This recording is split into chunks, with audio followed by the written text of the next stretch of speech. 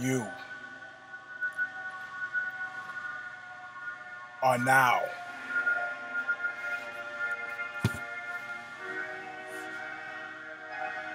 about to witness the awesome, crushing might of a multi-car collision. Wait for it.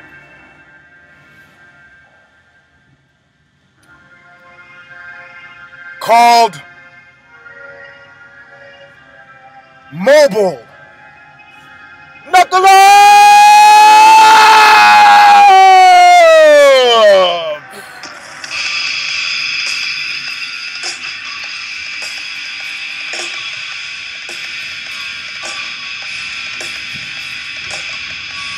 Welcome, my friends,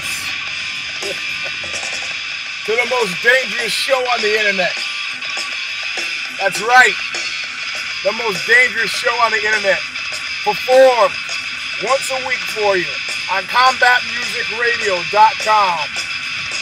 Knuckle Up, I am your host, Eugene S. Robinson. The rest, S is for Savage. Now, there's a Michael Savage already. Somebody thought I was on Michael Savage's show since he was going on and on about a Eugene Robinson. And they had some skinheads on, and they were talking about, pretty much in line with what Michael Savage was saying, how they had to go out and get Eugene Robinson. And this guy wrote me, and he was worried about me. It says Eugene H. Robinson, my friend. Nobody's really making idle threats about Eugene S. Robinson. One has got something to live for, the other has got absolutely nothing to live for. Or rather, nothing to lose.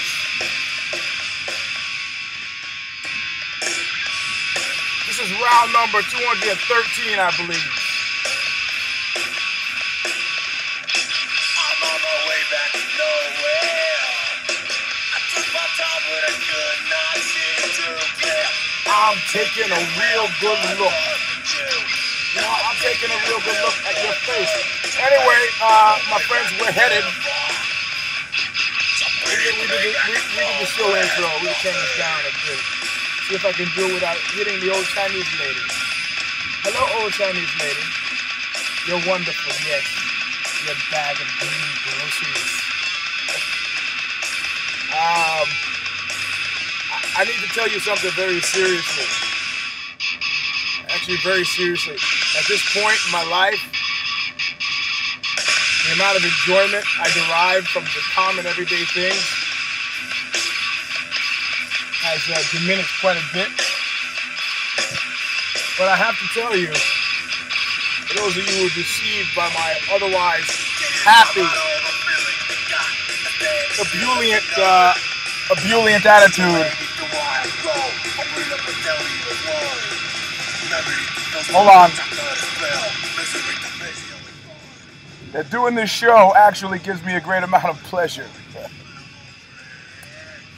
You know, which is the equivalent of being in Auschwitz and finding a piece of bread. It gives me that kind of pleasure. Auschwitz, bread. You represent bread. All four of you listeners who care about somewhat MMA, which is why we're here. There may have been events this weekend, and there most definitely was, which I have seen. It was the Battle of the Jakes. And this was not only a Battle of the Jakes, this was a collision of Jakeage. This was a Jakeage collision because both actually, what am I talking about? I'm sorry. It was Martin Kampmmann against Jake Ellenberger. But I call it the Battle of the Jakes simply because Jake Shields lost to Jake Ellenberger.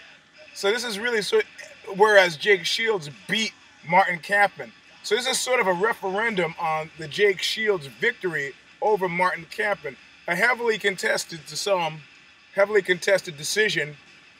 as his first fight in the UFC, immediately post Dana backing the truck up, to steal him away from Strikeforce. Now, what was interesting about that I think is what Dana White did to sweeten the deal. I think Dana White said, you sell the company to me, or I will siphon off all of your talent just like I'm doing now. I will do what Microsoft did. I will pay them unreasonable rates that you cannot compete with, specifically in order to destroy your business. In any case, I looked at it as being a fight of the Jakes, because Jake Ellenberger, some would say, delivered a lucky knee. Some would say the fight was stopped too early against Jake Shields. Some would say Jake Shields also got a raw deal. Jake Shields got a good deal, and Martin Kampmann got a raw deal in his fight. Martin Kampmann's like 33. What's going to happen to Martin Kampmann? I don't know. But the dude keeps winning, and he keeps winning in a way that America fundamentally loves. America really doesn't love a winner. America says it loves a winner. It doesn't really love a winner. America loves a look at this motherfucking driving. You cocksuckers. Fuck. Unbelievable. You know what? Doug Hilsinger gave me a hard time about using the word cocksucker. He goes, you know what? I'm sure there's not a single act of cocksuckage that you've been involved with that hasn't pleased you. So why are you making this? And people who do suck cock, why should they be, why should this be pejorative? Look at this guy. Look what he's trying to do. Look, you can't see what he's trying to do. I'm going to smash myself to fucking death rather than let this guy in. You can't, he's driving a banana yellow truck, doesn't want to get behind me. I'll jump out and beat you to death. I'm sorry. I'm sorry. You have to participate in this. It's made me lose my train of thought. Especially since I'm about to get hit by a cement truck. And there goes the guy in the yellow truck, not satisfied with trying to chump me out once. Harley Flanagan, friend of Knuckle Up, founder of the Crow Mags, Henzo Gracie Brown Belt, had come on the show before. Recently, he told me today that he got into almost got into a street fight. And he was like, you know what? He swallowed it. It was just easier for him to swallow it and just keep on walking. He goes, I got to pick my kids up from school. My wife is sick. I'd have gone to jail. And, I told him, Harley, don't be such a don't be. You got to be a doobie. Stop telling me about the ways you can't street fight. Tell me about the ways you can street fight. And I told him, look, I don't know if this will help you, but when I'm in a situation like that, presumably not with his kids, but alone, at that point, I have given myself license to say the most raw, insulting stuff to the person that I could possibly find. I mean, just stuff that's insanely raw about his mother eating my poop or whatever's going to get the guy's goat. You can usually figure it pretty close and pretty clearly about what it is specifically that's going to get some guy's goat. And you can see it flash in the eyes when you step over that line. The guy goes, that's it, and he attacks you. At that point, you're just defending yourself. Now, there's some legal statute about the use of fighting words, but no way is that guy going to be coherent enough to say, he said my mother eats poop. Anyway, I've digressed. This is round number 213. MAURA RANALLO has bagged on us 3 weeks in a running. Now we're going to do like the hostage crisis in Iran. We're going to do the MAURA RANALLO watch. We're 4 weeks into the MAURA RANALLO watch. Will a Strikeforce commentator ever be free? He was in Finland. Why? I don't know. Will he ever be free? A nation watches and wonders. Also stood up by Carol Parisian. Carol Parisian of Gokor Vochanchin and Judo Jean LaBelle. But more importantly, why don't we talk about what's happening right now? This mobile show, we take you to places and to see faces that you've never seen and places you've never been before. Right now, we're heading over to TEAM SERAO. I'm not training at TEAM SERAO today. One, because I couldn't have been there competing anyway. I don't compete in E anymore, really.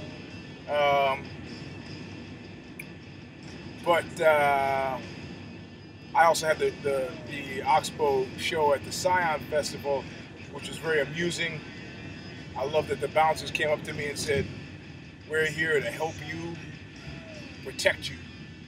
Any problems?" I was like, "Hey man, that's pretty good. This could be like a permanent lifestyle thing. I need guys around like you to protect me from myself. How about that?" Oh man, I think I feel like going to El Taco Tio tonight. And the bouncer steps up and goes, no Taco Tio tonight. Last time you ate there, you got the runs. Okay, you're right. Okay, you're right. Oh man, hey, let's go see Dark Shadows with Johnny Depp. And the bouncer steps out and goes, no, Dark Shadows. Johnny Depp and Tim Burton haven't done shit together worth shit for years. No. Bad idea.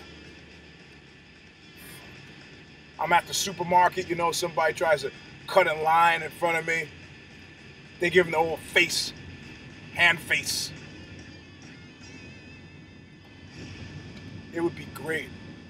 In fact, if I was a celebrity of any real measure, some people hire stylists, some people have, bespoke suits. Look at that. Yield doesn't mean you yield, man. It means you just drive on through. Moron. Some people have makeup artists on retainer. Michael Jackson had his own personal doctor. I would have bodyguards. But, smart bodyguards like me, who understood. Anyway, we're on our way to Team Serao in order to chat with a couple guys here we have from Brazil. One doesn't speak any English at all, so they're going to have to do some translation. And the other's a hot shit black belt who competed, won, but also these guys are making their way here because they're making their way to MMA. So let's go on inside. Yeah. You get to see my home away from home. Who's calling me? Hello? I'm outside. Here I come. Here I come, man. All right, bye.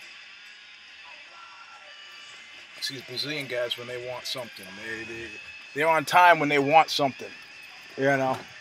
So Mike Kogan is here as well. Mike Kogan is a funny guy. Mike Kogan is the agent for Bob Sapp. We haven't really asked him about why Bob Sapp's last 5 fights have lasted under 5 minutes total. Bob Sapp pretty much gets his check, runs out, jumps into a fetal position. They stop the fight. He gets his check. So here we go. Here we go. Hey, I want you to walk up with me to the place where it all happens. I haven't figured out if these guys think I'm an idiot or a genius. Mostly because I haven't figured it out myself. There you go. All right.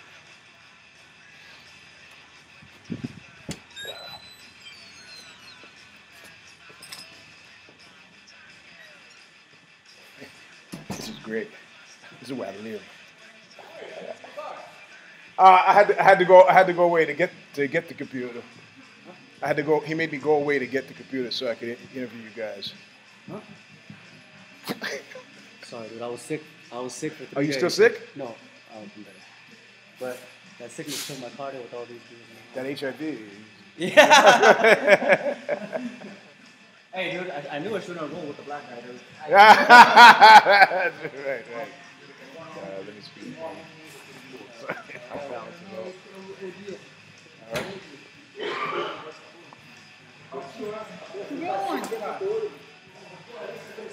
All right, so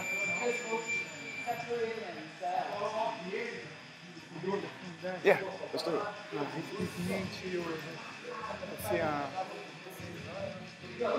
Eu vi só o nocaute, o último round. I don't know. I didn't do some research, but I can figure it out through me. Yeah, you asked a little thing, you know. All right. Well, hey man, how are you? Fine. You want to go do the? I'm taking this from Dad. Yeah. I've been shot blood. Yeah. Hey, no. Wait.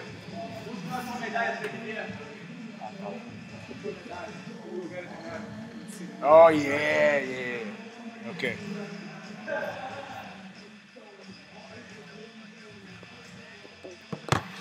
So set this up. Put him in the chair. I'll get my own. Snatching out of the chair is cooler. I'm not paying any royalties to the music in the background here. Ah, there you go. It's just me now. Let's see, how's that? It makes me look like a child. But I like it because you can see all the stuff behind. This is Team Serao. This is where it all happens. This is where he'll kill sick. You guys, you don't get this everywhere. All right. No, this for ice. Okay. I need to. Or I gotta get a chair. I know. I'm just sitting on it. Okay. I don't have my balls in it. I don't want to come at 12 o'clock in the night, midnight, and you are the old lady over there. Hey, we're on the air. Come on, man. Hey, close the door. Close the door because it's too noisy. Man. Oh, look here. Have a seat. Yeah. Look at this. You see, this is what you get when you're good. Which means this is what I'll never have. I'll never have one of these. Anyway, hey, thank you for coming to our show. Okay. The show is called Knuckle Up, and let's see if you can actually get me in the picture. And I'm Eugene Robinson. So, but you came over just for this? Yeah, I came over just to fight the wars. So I stayed first at Arizona with Marathon and Tanquinho. They made a really good camp out there. How long were you there? I've been there for 2 weeks. Okay, first, why don't you tell people who you are? Okay, my name is DIOGO Araujo, and I'm from Rio de Janeiro, from Soul Fighters, Rio. How old are you? I'm 20. Sorry. No, it's okay. I'm 26. 26? Yeah. 26? Yeah. Okay. And how much do you weigh? My weight I am medium heavy. Okay, middle heavy. Okay, I don't know how to say pounds. What's it in kilos? In kilos, it's 88.3. Okay. Kilos. So, okay. So, all right. So to put that in perspective, I'm 97 kilos. So 88. So yeah, I'm about 18 pounds heavier than he is. So he's about 192, something like that, I think. Yeah, I think it is that. Yeah. 194. Yeah, 194. Yeah. Okay. I think it's just right there. All right. So now you were in Arizona for how long now? Yeah, I stayed there for 2 weeks. Then only training, only breathing that. Getting ready to win this. Yeah, I was hoping a more shining color, but he's being modest. You know, I would actually murder him for this. Shoot him in the parking lot just to get this. You know, this is great. This is what you win when you're a black belt. This is like the top. So yeah, but so I made like then I went to Los Angeles. Then I just stayed there like rest and losing my weight because I was like heavy. Yeah, I was like 3 kilos beyond my weight. What did you do? Run to lose it? We made some kind of training room in the hotel. Just move up the beds. Turn the heat up? Yeah, turn the heat up and began to roll in there. Like in the hotel, in the room of the hotel. Yeah. And then I was able to get in the weight. And yeah, I got so starving, like very hungry. And then I made the weight and made like 6 fights. 6 fights? 6 fights in the total. Okay. In the final. Okay, all right. And this is silver. And I took 2nd place. I lost to Romulo Barral. Okay. From Brace Barra. And quite famous. Yeah. And it was my first time competing as a black belt in the worlds. I competed in the other belts, Right. like blue, purple, brown. So his first time out as a black belt, he takes the silver, losing only to the Gracie Barra guy. That's actually phenomenal. Right? And if you didn't catch it, that was his joke at the beginning. He wanted something shinier. I'm happy with this. If they gave one for 5th place, I'd be happy. But this is great. So yeah, I know. Now, did you know this guy from Brazil or not? Yeah, I know him. I know him because in 2007 I was a purple belt and he was like being a world champion in black belt. Okay, all right. In Brazil he's like a legend. Yeah. He beats most of the top guys. Like there was a time that he was like winning everybody. The only person who he couldn't win, it was Roger Gracie. Okay. So now, would you say that was in your head? Was that messing with your head when you went to fight him, or could you just get that out? Man, I just forgot about the guy who stand there, the crowd that was there, like cheering for him, like there are too many people like screaming for him, and I tried to forget that, but I think that kind of thing like raising him up his moral, and by the second part of the fight, like the half of the fight, he became so aggressive, and I couldn't. It was also your 6th fight. Yeah, it was my 6th fight, and it was his 4th fight. All right. Because in this championship, like he has more titles than everybody. Right. He has a more easy way to fight. So I still don't have not too much thing. So, but now this was your first fight as a black belt. Now, do you also do no gi? Yeah, I do no gi, but not very much. But in Rio, last year I was a state champion in Rio no gi. Well, I don't compete very much in no gi, but I like to train. I like to. Okay, now I have a question. If I'm in Rio and I go to a place to train, is it broken down to no gi places, or do places do like here you do gi and no gi? Gi and no gi. There are some places that do only no gi. Right. And but most of the places that have the gi, they have no gi too. I got it. Most of the places. I got it. All right, so now you're here. Are you gonna stay here for a while? You're gonna be here? Yeah, going to stay here, like enjoying Leopoldo's company. Team Serao. Yeah. I'll be back tomorrow. We'll roll. It'll be fun. And training. Yep. And next week on Friday, I'm heading to Brazil again. Oh, you go back? Yeah, I'm going back to Brazil. Okay, all right. So now, do you have any interest? I mean, given that there's so many people now making so much money, but jumping the fence into MMA, do you have any interest in MMA? Or? Yeah, I have an interest in MMA. Like in my gym in Rio, I used to play with guys from. Now, what's your gym in Rio? It's called Delfim. Delfim? Yeah, Delfim. It's weight school boxing. Okay. Cuban boxing. Oh, okay. Yeah, all right. It's very good. So is this part of your training now that you also do boxing? Yeah, not so much as the gi, as jiu-jitsu. But sometimes I need some lessons. Okay. But I have a thing in my head that I gotta be a world champion in black belt. So when I got this, I'm sure I got this. That shining color that I was telling you. I think I'll move to the MMA. Nice. All right. Well, that's what we call it. That's what we call a career plan. Now, if people want to. Do you have a web page, or does your team have a web page? If people want to look at we can pick up the web page from our teams.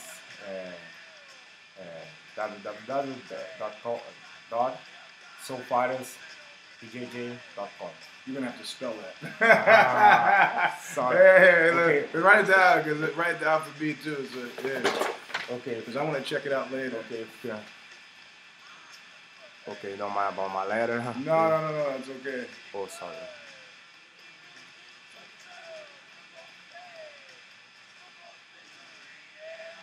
Yeah, it's just, this is I gotta tell you people, even holding this now is making my mind not right. I was like a superhero. Like I gotta go back. I took a silver in November, so but it wasn't nice like this. Mostly it didn't say black belt. Okay. All right, that's a nice one. So soulfighters.bjj.com. He's gonna be here for at least not this Friday, next Friday, right? Yeah, so he'll be here for at least a week. So I'll get some rolling in next week's show. If I'm not too badly injured from it, I'll let you guys know how it was. Thanks for spending some time talking to us, man. This is all right. Yeah. All right. See, I bring you the best interviews. Thank you. All right, here. I'll let you take your day. Okay. Thank you very much, man. Hey, no problem. Yeah. It's I like to everybody who comes. I like to talk and find out how things are in Brazil. Let me turn it off here. Yeah. Oh. Yeah. So I've just left Team Serao. You're right now wondering who the fuck is in charge of continuity for this show. Who's in charge of continuity? The guys got different clothes on. All right. Well, I'm rushing up to the Oxbow show, so I did a few things. I'm about to get into an accident with a motorcyclist and a truck, from the looks of it. Anyway, you know what? Motorcycles don't make everybody look badass. Look at this. You can't see it. Anyway, so we had some championship fighter on it. I'll give you the correct spelling of his name since I cannot pronounce it. It'll be on the intro paragraph. And there were no fights this past weekend except for Martin Kampmann. Martin Kampmann is let me tell you about Martin Kampmann. Martin Kampmann is programmed to have a nice long career because, like I was saying before I got interrupted at my thought by Leopoldo Serao calling me about the interview, something that Carol Parisian or Maura Ranallo, 4 weeks missing, has not managed to do. Well, he did call me and let me know that he was in Finland, but outside of that, I can't run that on the air. America makes a big talk about loving a winner, but in actual fact, there's no love of a winner here. The guy wins. You know, people are going to start loving John Jones now since his alleged DUI. Innocent till proven guilty. Damn straight. You know, look, I thought O.J. Simpson was guilty as fucking sin. I'm not drinking the Kool-Aid on that. But in general, like Dave Chappelle said, the system has been tilted so long the opposite the other way. And they just came out with a study that proved that. People were willing to bring the hammer down much more aggressively on some fictitious perpetrator if the perpetrator was not of their own kind. Then I'm going to have to give the guys, on the home team a fucking break. John Jones, allegedly, his DUI and the smashing the Rolls Royce and so on. I'm going to have to say, he will now draw more fans. John Bones Jones will draw more fans. He will have more fans in his fan base as a result of his peccadillos, But Martin Kampmann has the perfect storm of what America likes. He appears to be, he's the underdog, he's the anti-hero, he's the lovable loser who happens to win. You know why Americans love that? Because it's a self-serving narrative, because it puts its thumb on something that's essential to making life here in America work, and that's belief in luck. I gotta roll the window down for a second because I'm dying. This heat. Yeah, I am wearing black clothing too, but to keep the noise down, I have to close the windows, and I can't run the air conditioner either, so it's hot. So really, what underscores Martin Kampmann's entire career is luck. He had bad luck against Jake. He had good luck against Ellenberger, who was beating the slop out of him the first round. And somewhere in that luck is grit and determination and things of that sort,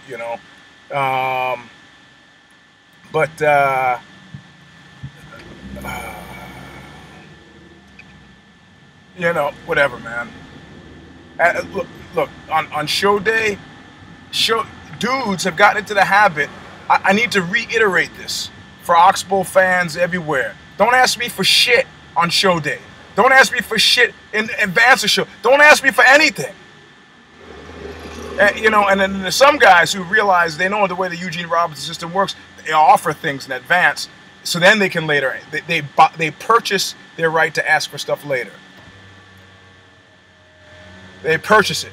But I don't see anything. I'm still the same guy who's starving to death. And now I've got this image of myself as the Martin Kampmann of, I can't say the Martin Kampmann, fuck it, of MMA, because Martin Kampmann is the Martin Kampmann of MMA. Hold on. Sorry. All right. So I'm going to say the Martin Kampmann of what group am I part of that I could rock? It doesn't make any sense. I'm the Martin Kampmann of Martin Kampmanns. You know.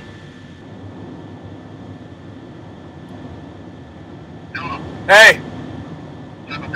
So now I said I'm going to be in Redwood City in about 20 minutes. If you're already past Redwood City, then just keep going. I'll meet you guys there.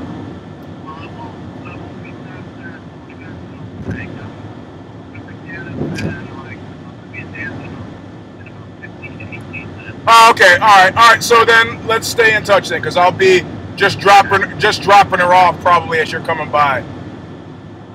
Okay, all right, man. Bye.